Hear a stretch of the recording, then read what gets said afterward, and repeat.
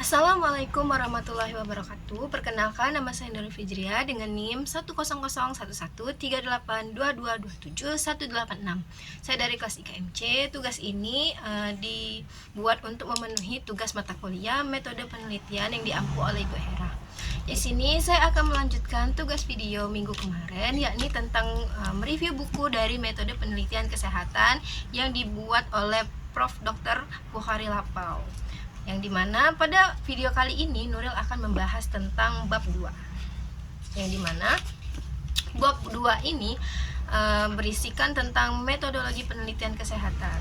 Pada bab 2 ini yang pertama itu ada A, tataran filosofis dan metodologis. Di mana pada bagian A ini ia membahas bahwasannya dalam wacana metodologi penelitian itu terdapat dua paradigma utama dalam metodologi penelitian, yakni paradigma positif fisik atau penelitian kuantitatif dan paradigma naturalistik atau penelitian kualitatif.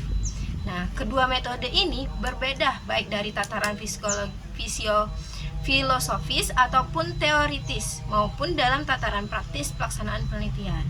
Nah, di buku ini juga dijelaskan bahwasanya menurut Lincoln dan Gupa dalam tataran filosofis, nah paradigma positif fisik dan paradigma naturalistik itu berbeda dalam asumsi atau aksioma tentang kenyataan hubungan pencari tahu yang dapat diketahui generalisasi hubungan sebab akibat dan masalah nilai. Nah, secara rinci perbedaan tersebut adalah sebagai berikut. Yang pertama itu dari sudut ontologi atau sebagai cabang ilmu filsafat yang berhubungan dengan hakikat hidup. Nah, pandangan positivisme ini meyakinkan bahwasanya realitas merupakan sesuatu yang tunggal dan dapat dipecah-pecah untuk dipelajari dan dipahami secara bebas. Nah, lalu yang kedua ada dari sudut pandang epistemologi, yaitu ilmu filsafat tentang dasar dan batas ilmu pengetahuan. Nah, positivisme ini mensyaratkan adanya dualisme antara lain yakni subjek penelitian dengan objek yang ditelitinya. Oke, lanjut selanjutnya itu dari sudut aksiologi, yaitu kegunaan ilmu pengetahuan bagi kehidupan manusia. Nah, di dalam bab ini juga membahas tentang apa sih perbedaan paradigma positif dan paradigma alamiah. Ikut saya tampilkan perbedaan antara paradigma positivisme dan paradigma alamiah. Tadi tabel 2.1 yakni tentang perbedaan paradigma positivisme dan paradigma alamiah.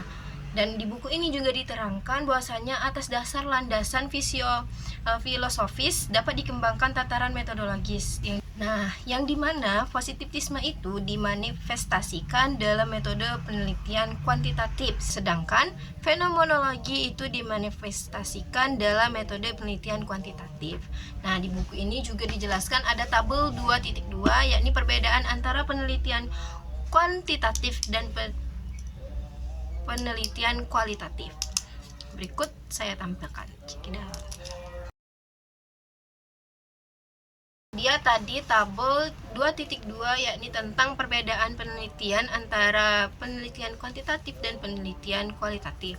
Nah, selanjutnya yakni adalah kesimpulan yang dimana dalam setiap penelitian itu selalu ada pendekatan kualitatif yang mungkin dengan kadar rendah ataupun tinggi.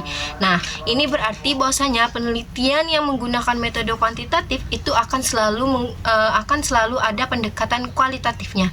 Nah, seorang penelitian tentunya akan sangat selalu tertarik pada masalah yang ingin diketahuinya, tentang apa penyebab masalah tersebut, untuk apa harus mengetahui tentang banyak masalah yang akan dilakukan dengan membaca kepustakaan, dengan berdiskusi dengan penelitian ataupun ahli yang lain, atau melakukan studi eksploratif. Nah, dengan cara-cara inilah mereka akan berarti ia akan menggunakan metode induktif yang termasuk dalam metode kualitatif sehingga dapat membangun kerangka teori. Nah, dalam kerangka teori ini selanjutnya akan dioperasionalkan menjadi kerangka konsep. Lalu merumuskan hipotesis. Nah, di dalam buku ini juga dijelaskan bahwasanya ketika sudah melakukan semua itu, kemudian dia akan melakukan verifikasi. Jadi melakukan metode deduktif untuk menguji atau membuktikan hipotesis yang sudah dirumuskan. Nah, Nah, selanjutnya dari hasil analisis kuantitatif tersebut dapat digunakan pula secara kualitatif untuk mencapai tujuan penelitian dalam rangka implikasinya. Di dalam buku ini juga dijelaskan bahwasanya dalam metode kuantitatif itu ditentukan jenis desain penelitian yang sesuai dengan tujuan dan hipotesis penelitian tersebut. Nah, lalu kemudian ditentukan siapa subjek atau populasi yang akan diteliti. Nah, biasanya karena keterbatasan waktu dan uang, biasanya sampel itu dipilih dari populasi tersebut. Nah, sampel tersebut itu harus representatif yang akan digunakan untuk jadi mewakili populasi. Nah, dengan tujuan digunakan sebagai probability sampling yang dapat ditentukan secara statistis. Nah, sehingga nilai representatifnya itu dalam rangka generalisasi dan ketepatan sampel tersebut terhadap populasi dapat ditentukan. Nah, untuk metode kuantitatif itu sudah dijelaskan seperti itu. Nah, namun berbeda nih dari metode kuantitatif. Kalau metode kualitatif itu tidak memerlukan sampel yang representatif, karena dalam penelitian kualitatif itu informasinya bukan dari responden, tetapi informan yang jumlahnya tidak perlu banyak, karena informan tidak memberikan data ataupun informasi tentang dirinya, melainkan banyak informasi yang di luar dari dirinya.